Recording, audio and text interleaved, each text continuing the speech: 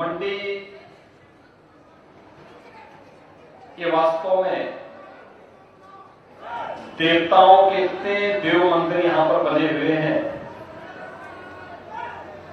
उसके कारण यह मंडी कहलाया। और देव लक्ष्मी नारायण का पवित्र मंदिर तो यहां इसको एक नई पहचान दे देता है। भाइयों बहनों, मैं उत्तर प्रदेश से आया हूं, मर्यादा पुरुषोत्तम भगवान श्री राम की पावन धरा से। आपने देखा होगा, आप सबने प्रधानमंत्री मोदी जी के नेतृत्व पर विश्वास किया।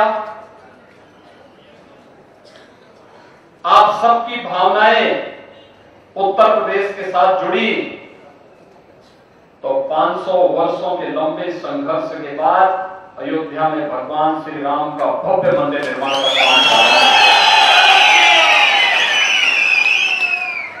भाइयों बहनों, उत्तर प्रदेश में आज जो परिवर्तन आप सबको दिखाई दे रहा है, ये सचमुच प्रधानमंत्री मोदी जी का यशस्वी नेतृत्व और मार्गदर्शन है। आप सबका जो भाव है, उन भावनाओं के अभिव्यक्ति का प्रदेश है उत्तर प्रदेश। और इसीलिए मैं आप सबसे कहने के लिए आया हूं कि हिमाचल प्रदेश में विगत 5 वर्ष के दौरान डबल इंजन सरकार ने जो भी कार्य किया है, हिमाचल प्रदेश में तो आप देख ही रहे होंगे, वैश्विक मंच पर भी भारत की प्रतिष्ठा बढ़ी है। आज से 8 साढ़े 8 वर्ष पहले भारत दुनिया के अंदर एक पिछड़ों राष्ट्र कहा जाता था, दूसरे का अनुसरण करने वाला, और दुनिया के छोटे बड़े देश भारत को हुकूमत जमाते थे, आंखें दिखाते थे।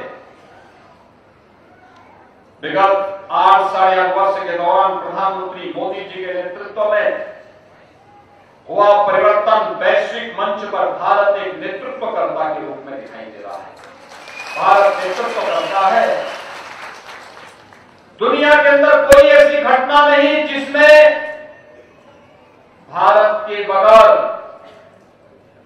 उस समस्या का समाधान का कोई बारे में सोच भी सके। हर मामले में भारत का हस्तक्षेप और भारत का नेतृत्व आज अपरिहार्य हो चुका है। ये भारत की यशस्वी नेतृत्व को प्रदर्शित करता है। और यही तो मैं कहने के लिए आया हूं, योग को वैश्विक मान्यता मिलना, भारत के अंदर पर्व और त्योहारों की परंपरा को वैश्विक मान्यता मिलना, ये वर्तमान भारत की एक और वैश्विक मंच पर जब हम आजादी के अमृत महोत्सव के कार्यक्रम के साथ जुड़े हुए हैं, आपने देखा होगा हम सबकी पीढ़ी सौभाग्यशाली है। हमने देश को आजाद होते हुए तो नहीं देखा होगा, और उस समय भले ही कांग्रेस का नेतृत्व हर घर में तिरंगा लगाने में विफल रहा हो, लेकिन आजादी के 75 वर्ष पूर्ण होने पर प्रधानमंत्री मोदी जी ने हर घर पर आन मान शान का प्रतीक तिरंगा जरूर पहना दिया। पहले दुनिया के तमाम देश भारत को आंखें दिखाते थे, आज भारत की सीमा सुरक्षित है। हिमाचल प्रदेश के रणबांकुरे भारत की सीमाओं पर जब लड़ते हैं, दुश्मन के झटके छुड़ा देते हैं। एयर स्ट्राइक हो या सर्जिकल स्ट्राइक की घटना, ये सभी भारत के शौर्य पराक्रम की एक नई कहानी कहते हैं। और मैं यही आपसे पूछना चाहता हूं भाइयों बहनों, वैश्विक मंच पर सम्मान का मामला हो, भारत के राष्ट्र नायकों का सम्मान हो, भारत के विरासत को पुनर्स्थापना का कार्य हो, भारत की बाह्य और आंतरिक सुरक्षा को सुदृढ़ बनाने का कार्य हो, या कोरोना जैसी महामारी के के दौरान फ्री में टेस्ट, फ्री में उपचार, फ्री में वैक्सीन और 80 करोड़ लोगों को फ्री में राशन की सुविधा का लाभ ये प्रधानमंत्री मोदी जी का यशस्वी नेतृत्व नहीं मिल पाया। भाइयों बहनों, मैं पूछना चाहता हूं, क्या कांग्रेस की सरकार होती और दुर्भाग्य से कोरोना आ गया होता तो क्या फ्री में टेस्ट हो पाता? क्या फ्री में उपचार हो पाता? क्या फ्री में वैक्सीन मिल पाती? और क्या फ्री में राशन मिल पाता? कांग्रेस की सरकार होती तो क्या कश्मीर से धारा 370 हट पाती? और कांग्रेस की सरकार होती तो क्या अयोध्या में भगवान राम का भव्य मंदिर का निर्माण हो पाता? भाइयों बहनों, इन्होंने 55 वर्षों तक देश पे शासन किया, कभी इस कार्य की ओर सोचा भी नहीं। हमने जो कहा वो करके दिखाया, मोदी जी ने जो कहा सो करके दिखा दिया, और इसीलिए आज तक से कहने के लिए आया।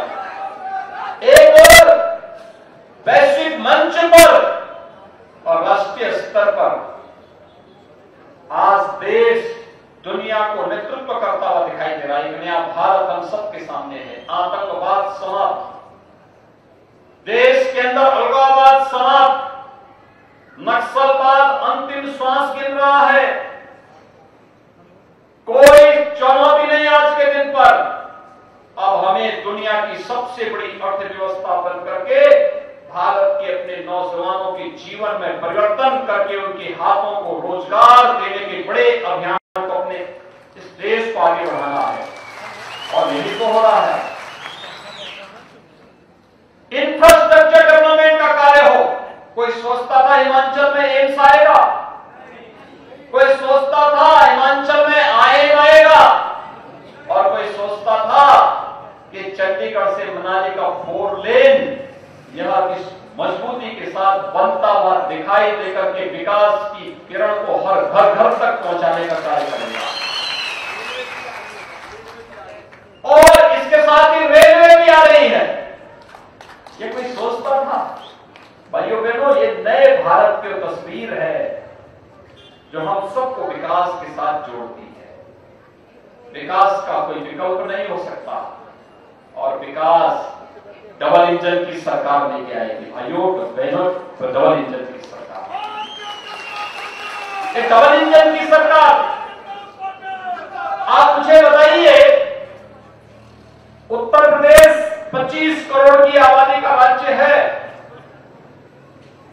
और 25 करोड़ की आबादी में भारतीय जनता पार्टी की सरकार आने के पहले 5 वर्ष में 12 से 17 के बीच उत्तर प्रदेश में 700 दंगे हुए थे। आज एक भी दंगा नहीं होता है, एक भी दंगा नहीं। जबकि उत्तर प्रदेश के अंदर 6.5 करोड़ मुस्लिम आबादी रहती है, एक दंगा नहीं, बल्कि धर्मस्थलों के माइक उतर गए सब। अब वहां कोई दंगा फसाद नहीं है, कोई अराजकता नहीं है, कोई गुंडागर्दी नहीं है। विकास के बारे में हर व्यक्ति सोचता है, कानून का राज है, हर व्यक्ति को सुरक्षा की गारंटी है, और हर बहन और बेटी रात्रि को 12 बजे भी चाहेगी तो अपने घर में कहीं से आ रही अपने घर को सुरक्षित अपने घर को जाएगी। कोई टेढ़ी नजरों से देखने का दुस्साहस नहीं कर सकता। ये परिवर्तन केवल डबल इंजन की सरकार दे सकती है, और इसीलिए उत्तर प्रदेश की जनता ने परिणाम भी दिया। पहली बार उत्तर प्रदेश में हुआ कि कोई मुख्यमंत्री आजादी के बाद 5 वर्ष का कार्यकाल पूरा करके फिर से जनता के द्वारा चुन करके भेजा जा रहा हो। भाइयों, पहली बार हो रहा है, तो उत्तर प्रदेश में पहली बार हुआ है। हिमाचल प्रदेश में तो हर बार रिपीट होता था, चेंज होता रहता था।